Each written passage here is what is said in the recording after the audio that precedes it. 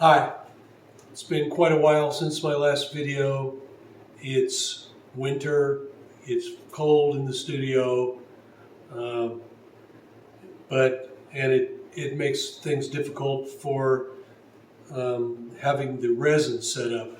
But I've done quite a few pieces since the last time, and I want to show you what some of those are and some new things I've discovered, but especially a new way of cutting interior holes in plastic is probably the most vital thing I've learned.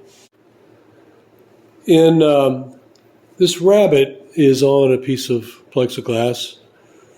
I've still got more painting to do on him, but he's going to get stuck on to the piece that's on the work table here.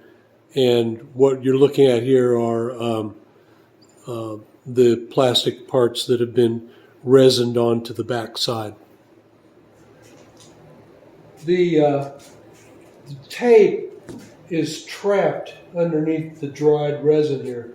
So I'm using this portable belt sander to sand it away. I have to dig all that out of there or it's going to show up from the other side. I'm always up for learning new things, and here's what I've learned that may be of help to you now. When you put your tape dike down and cast your resin into it, don't go away, watch 2 NFL football playoff games, drink a lot, and go to bed. Instead, between games sometime, come back down to your studio while the resin is still soft, pull up the tape dike, then go back upstairs, watch the other NFL football game, drink a lot, and then go to bed.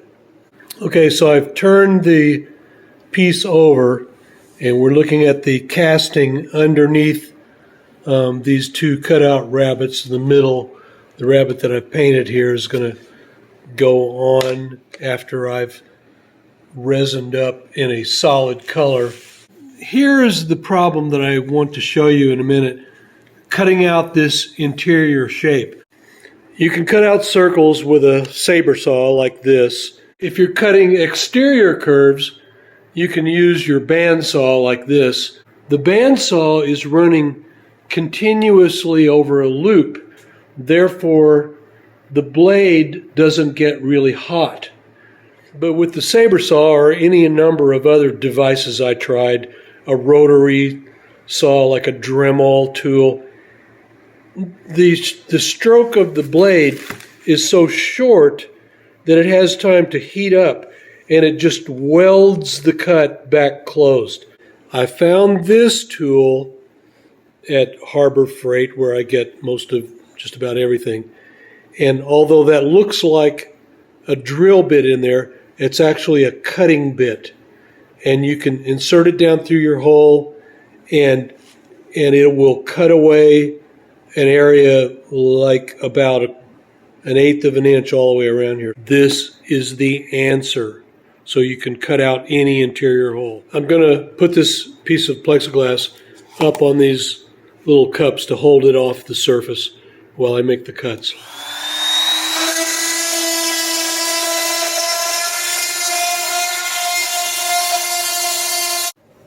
Now you can see it's cutting a nice, neat swath through there without any trouble at all. This can be done in minutes now using that tool.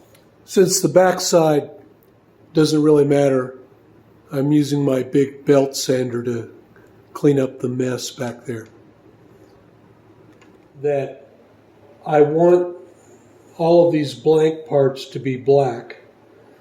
I want the rabbits to show, but I don't want them to be very bright. So I'm going to put a color in each one of these rabbits. I'm not sure what color yet, but slightly translucent so that I can see the plastic underneath there.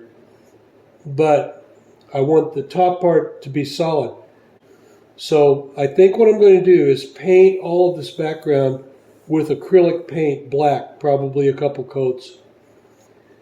And once that's dry, I'll go ahead and drop the colored resin into these rabbits where it can't escape into the background, and even if it does, I could sand it away.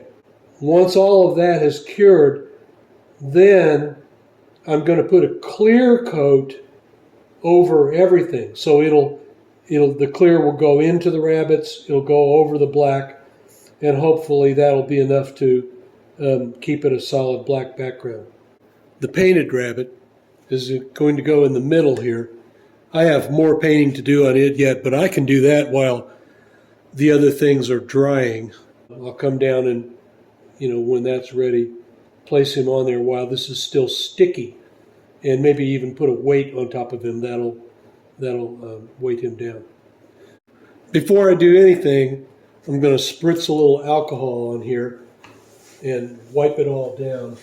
Make sure I have a good grease-free surface to do anything on. I've put some acrylic paint in a cup, and I'm using this soft, flat brush. I'm going to put some water in here and mix it up very thoroughly so it flows easily, and start putting the paint on the surface. I might even need 3 coats to get it good and flat and black and not translucent. And you can see it barely drips off the brush. So we'll see how it goes. If you go over and over and over it, you pull paint off as much as you put paint on. So you need to stroke just entirely in one direction. After that dries, come back, stroke in the other direction, and so on until you get a good flat coat. Okay, here's what this looks like after one coat. So I'm going to dry that probably with the heat gun. At some point, the resin over the top of it theoretically will smooth all this out. Okay, I have applied 3 coats of black acrylic and dried it with the heat gun. But the next thing I'm going to do is pour a translucent colored resin into each one of the rabbit shapes. All right, so now I've poured colored resin into the 2 rabbits. So the next step on this part of the piece will be putting clear resin over the entire thing, including the 2 rabbits. And I've also resined the rabbit that's going to go in the middle. And before I leave the studio and go upstairs for the night, I'm going to take that heater and put it up here because it's so cold down here. Otherwise, it'll stay tacky. So I want that to be solid in the morning when I come back down here. So I'm back downstairs the next morning. The clear coat or the clear resin has been put over the black background, and I just glued my rabbit down on here. There's a piece of granite I'm going to pull away. Hopefully it didn't leave any marks in him, but if it did, I'm going to go over them with the torch real quick, and I'll see how that's going to go. So I may be finished, I may do something more, but I think I'm going to leave it alone. It's today's studio cleanup and bicycle winter tune-up, so it's ready to go when it gets warm again. And I'm looking forward to cleaning up this mess. At the end of this video, I'm going to show you, I'll put in some pieces that are finished since the last video. And in the meantime, you can visit me at my website, darylhalbrooks.com, where you can see all my art and also buy my newest book, There's Still Time, Brother. And remember, writing is very, very hard, and art is easy and fun and very rewarding because people see it, they think you worked so hard when you were really having fun, and they think you're a genius when really you're just screwing around with interesting materials. So writing bad, art good. Also, if you end up teaching, which is probably the only way, you're going to make a living at this, you don't want to teach English. You have to grade papers all the time. You have to spend lots more time like teaching 4 classes instead of 2 in art.